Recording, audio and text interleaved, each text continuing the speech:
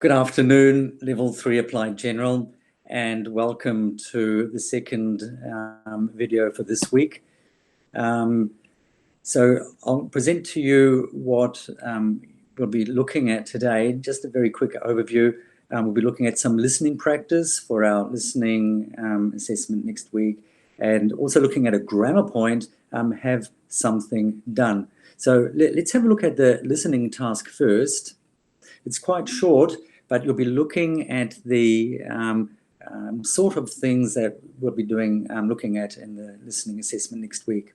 So here are your evidence requirements: understanding the purpose of the text and the overall main idea, understanding the supporting details in an extended speech, and being able to identify specific information. Now, to access your audio file, you click on this link here, and it will take you to YouTube file. It looks like this. It's about a young New Zealander who has lived in France for the last couple of years, and she comes back to New Zealand and talks about her experiences there. Okay. And what we will want to know is if you were able to identify the purpose of the talk. So you read these different definitions and you choose which one you think is best, which one corresponds best to what the person talked about.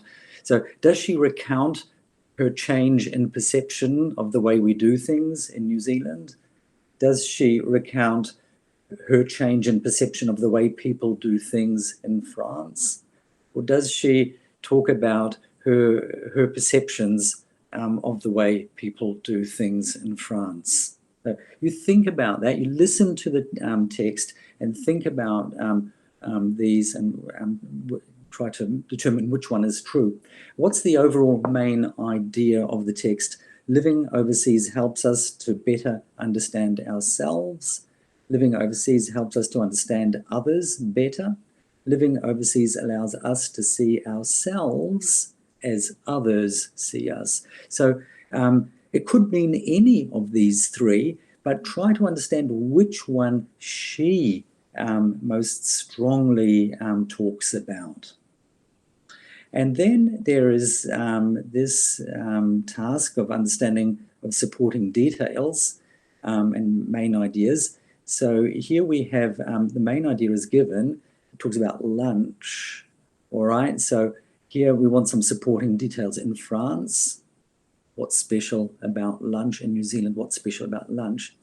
Now, here there's another one, main idea. We don't know what the main idea is, but you have to show us that you can determine what it is. So in New Zealand, this can be casual, sitting in the lounge, using coffee table to place plates. In France, what is it? And what are they talking about? So you have to listen very, very carefully to when this occurs, in what context. All right, so here we want a word that's missing here. Attitudes to owning something. Owning what? In New Zealand, this is considered something in a person's life. In Paris, this is too expensive to consider for most people. So what are they talking about here? Here, the main idea is about asking personal questions about general life achievements or milestones. So these are important things in people's life. So what's the attitude to this in New Zealand? What's the attitude to this in France? So here we have two blanks that we have to fill, the main idea and a detail for New Zealand. But here we have something about France in European cities. It is considered lucky for a young couple on good incomes to live in a one-bedroom, 22 square meter apartment. It's considered lucky for a young working couple who are earning a lot of money to be in such a small place. So what is the detail for New Zealand, and what are they talking about here? Okay, and number 11, Well, there's nothing here. So look at this. In New Zealand, we are very casual about this. Casual about what? Give an example, only one required. And then give us the main idea as well. And for the last one, we want attitudes towards something else. So in New Zealand, people think you're lazy if you do this. They think it isn't normal if you do this. All right. In France, the speaker doesn't talk about French attitudes, but it is implied that the French do not at all react the same way as New Zealanders. So I want you to listen to the talk and see what you can do to identify the main ideas and supporting details. And then the last one is gap fill with information from the text. All right, so you can read those. So the next point we're looking at is the grammar, have or get something done. Here we have a very simple explanation. The structure have something done is used to describe a service performed for us by someone else. Have something done. So she is cutting her hair. She is cutting her hair. Sue is doing it herself. But if we say Sue is having her hair cut, that is, the hairdresser is cutting Sue's hair. She has arranged for someone else to do it. So Sue is having her hair cut. All right. So that's the phrase, that's the structure. Just to help you quickly, look at these pictures. Here, she is cutting her hair. Here, the guy is having his hair cut. We have the verb have. The guy is having his hair cut. But here, the woman is cutting her hair. What is this woman doing? All right, is she painting? Yes, the woman is painting. What are they doing? Are they painting? No. The man is painting, but they are not painting. The man is painting for them, so they are having their flat painted. They are having their flat painted.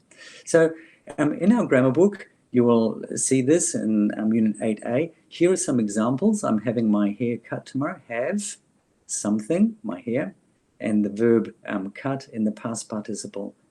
All right, here we have the verb have again, simple present. She's having her house, or she has her house repainted every year. So the verb have, the something is her house, repainted every year, simple present. All right, present perfect. We've had something, a new bathroom, put in, installed. All right, so you can have a look at those. Here, look, we have infinitive have because it comes after you ought to. You should, you ought to have your roof repaired. So are you going to repair it? No, you are not going to repair your roof. Someone else is going to, but you will have your house, your roof repaired. So have a look at these examples. Here is an explanation. We use have plus object plus past participle. So here we have object, past participle. Have, object, past participle. When we arrange and usually pay for someone to do something for us. Often we don't or can't do it. We don't want to or can't do it ourselves. So look at this one. I cleaned my car yesterday. I did it myself. I had my car cleaned yesterday.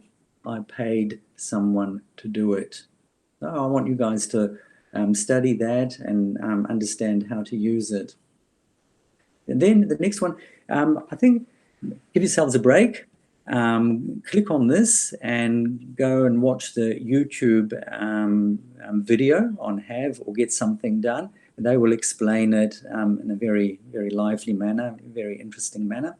And then the last one, here are some exercises from our book, the grammar section.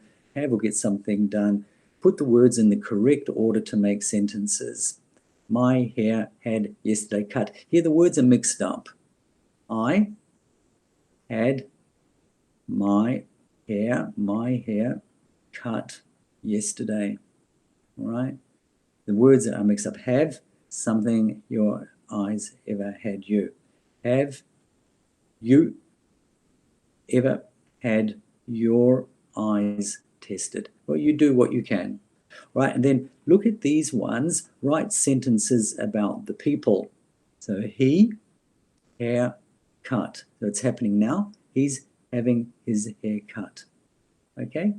So here we've got some words to help us. She need car service. So she needs, now we have to have the verb to have her car serviced. She needs to have her car serviced. Number 2, look, front door, replace the front door. Is he replacing the front door? No, the man is replacing the front door. So he is having, because it's now, he is having his front door replaced. So you check these, check which tense you think you should use with the verb have, and do your best, and your teacher will help you with the answers. Okay, well, that's all I've got for you today. Please check online for the listening task, and for this one too, and your teacher will give you the answers for that. Okay, thank you very much. That's all from me for today. And I stop presenting. Yeah, goodbye.